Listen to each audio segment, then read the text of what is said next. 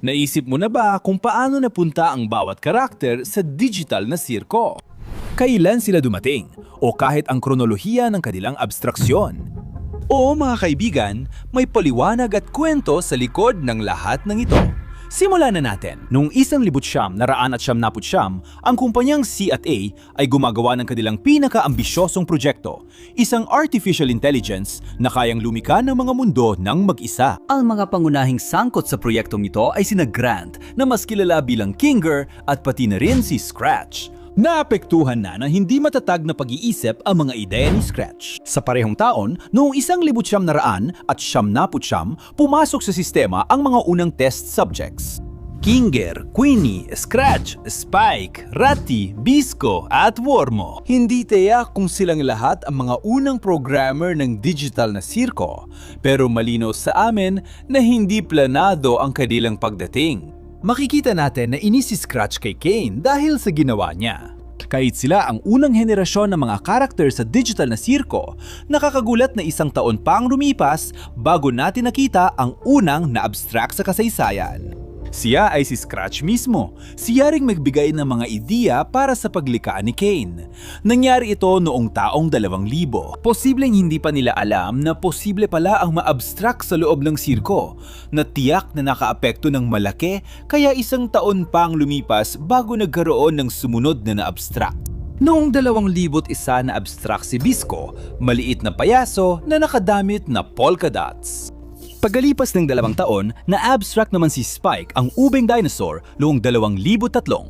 Ganito rin ang nangyari kina Ratty noong 2005 at Wormo noong 2006. Noong 2007, na-abstract ang isa sa pinakamahalagang karakter ng seryeng ito. Ang unang henerasyong ito, si Queenie, na siyang minamahal na asawa ni Kinger. Ang masaklap, nangako si Kinger kay Queenie na hindi niya hahayaang may mangyari masama sa kanya habang magkasama sila. Ano man ang mangyari, palagi kitang... At ngayon, ikaw naman ang pupunta sa silong! Siya mismo ang nakakita ng ipinasok ni Kane siya sa silong, kaya si Kinger ay naiwan mag-isa.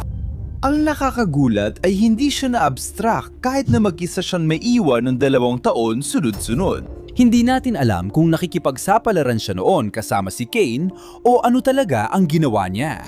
Pero natapos ang kanyang pag-iisa noong 2009 sa pagdating ni Ragata. At ang pagdating ni Ragata ay nagpapakita sa atin na may mga tao pa rin sa mga pasilidad ng C&A. Nang lumitaw si Ragata sa sirko, sinabi niya, "Guys, naririnig niyo ba ako? Paano ko ito matatanggal?" Hindi ko alam kung paano ko ito matatanggal. Hindi malinaw kung ang mga kausap niya ay ang mga sumunod na karakter o mga mananaliksik na nais ipagpatuloy ang proyekto ng Digital Circus. Sa parehong taon ding yon, dumating din sina Kofmo at ang Rosas na Cyclope na bubuo ng ikalawang henerasyon ng mga karakter sa digital na sirko. Noong 2010 na abstract ang Rosas na Cyclope sa hindi malinaw na dahilan. Wala rin tayong sapat na impormasyon tungkol sa karakter na ito. Nakakagulat, sa parehong taon ay dumating ang karakter na may kahel na laso, ngunit tumagal lang siya ng 1 taon sa digital na sirko at na-abstract noong 2011. At sa parehong taon ding ito, dumating si Ribbit, isang babae na kalaunan ay magiging napakahalaga sa kasaysayan. Noong 2012, sumali pa ang 2 karakter sa sirko, ang payasong kuneho at isang asul na talaba. Misteryosong mga karakter na kakaunti lang ang ating alam tungkol sa kanila. Pero ang payasong kuneho ay halos hindi nagtagal. Na-abstract siya malamang, ilang araw lang matapos dumating. Ang asul na talaba ay nakayanan pang magtagal ng kaunti. At pagkatapos, noong 2013, dumating si Jax na nagkaroon ng malapit na ugnayan kina Ribbit at Kofmo. Pero kahit yon ay hindi sapat para pigilan ang hindi maiiwasan. Kasi pagsapit ng 2014, na-abstract ang asul na talaba. Kasabay nito, dumating si Gangle na tila isa sa mga pinaka hindi matatagang emosyon mula nang dumating siya. Pero noong 2016, isang trahedya ang magbabago magpakailanman sa 2 karakter dahil si Ribbit ay na-abstract. At iyon ang tuluyang nagbago sa dinamika ng grupo dahil si Ribbit ay isa sa iilan na nagawang manatiling matatag kasama nina Jax at Kofmo. Kaya, nang gumagsak si Ribbit, nabasag si Jax. Naging mas mailap, walang pakialam, at malamig siya sa lahat. At habang nangyayari ito, sinusubukan ni Jax na kayanin ang trahedyan ito. Noong taon ding yon, dumating si Zubo na naging isa sa huling nakaligtas sa sirko. At noong 2017 lang, dumating ang ating pangunahing tauhan, si Pomni. Ang pagdating ni Pomni ang nagmarka ng pinaka-critical na bahagi ng kwento dahil dumating siya noong sirko ay nasa pinakamalalang kalagayan. Pero ang pinakamasama sa lahat ay sa mismong araw na dumating si Pomni, naganap ang abstraksyon ni Kaufmo. Kaya tuloy ang naging walang magawa si Jax nang wala ang kanyang grupo ng suporta. Dahil dito, nagsimulang gumagsak ang digital na sirko. Pero ngayon, sino naman ang mapunta sa abstraksyon pagkatapos? Baka sa kwento, wala tayong makitang sinumang mapunta sa abstraksyon. Pero malaki ang posibilidad na may ilang karakter na hindi nakayanin at magbago o mapunta sa abstraction mode. Ang pinakainisip nating maaring mapunta sa abstraksyon ay si Jax. Sa totoo lang, ilang beses na rin siyang muntik na mapunta sa abstraksyon. Ipinakita rin sa atin kung ano ang nakikita ng mga karakter kapag sila ay pumapasok na sa abstraksyon o nasa abstraction mode na. Bukod pa rito, siya lang ang talagang lumayo sa buong grupo. At saka, nagpakita rin siya ng ilang kakaibang ugali. Lalo na sa episode 8, pagkatapos sila mag-usap kay Kinger. By the way, may video kami kung saan pinag-uusapan kung paano konektado si Jax kay Ted, yung karakter mula sa kwento na naging inspirasyon ng nakakabilib na digital na sirko. Nilagay namin ito dito kung nais niyong panuurin. Ang susunod na posibleng may abstraksyon ay si Kinger.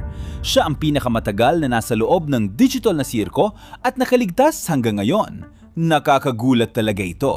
Habang tumatagal, unti-unti siyang nawawala sa sarili. Ipinakitang nananaginip siya tungkol sa asawang si Queenie na labis niyang namimiss. Bukod pa rito, matapos siyang mabigong pigilan ng sarili na mag-alala, napalapit siya sa binit ng pag-abstract. Ang susunod na maaaring ma-abstract ay si Gangle. Isa siya sa mga karakter na pinaka hindi matatagang emosyon at anumang oras ay maaari madaig siya ng kanyang mga iniisip. At ito, kapag pinagsama sa kanyang mga emosyon, ay magdadala sa kanya sa bingit ng pag-abstract. Maaring ma-abstract si Ragata dahil siya ang pangalawa na pinakamatagal ng nasa loob ng sirko. Sinubukan niyang maging ina ng lahat. Parang gusto pa nga niyang iligtas sila. Pero para sa iba, nakikita lang siya bilang isang simpleng basahang manika. Sa sandaling mapagtanto niya ito at tanggapin, mawawala na siya ng layunin sa kanyang buhay na maaring magdulot na siya ay ma-abstract. Maaring ma-abstract si Zubu dahil ipinabalik ni Kane sa kanya ang trauma niya sa pinakamasaklap na paraan. Talagang mag-iwan ito ng marka sa kanya at magdudulot na siya ay ma-abstract. Ang huling maaaring ma-abstract ay si Pomni dahil siya ang pinakabago sa digital na sirko. Mukhang hindi pa siya ganoon kawasak kumpara sa ibang mga karakter. Makikita na nagkaroon siya ng lakas ng loob sa bawat pakikipagsapalaran na ibinigay sa kanila ni Kane. Pero posibleng, kapag may natuklasan siya tungkol sa sirko na hindi niya kayang tiisin, umabot siya sa puntong labis ang kanyang pagkabalisa at makita natin siyang na-abstract. O mga kaibigan, anong masasabi ninyo sa kronolohiya ng mga karakter? Paano sila napunta sa digital na sirko at nagsimulang maging abstract? May iba pa ba kayong karakter na di namin naisama? Hintayin namin ang inyong komento.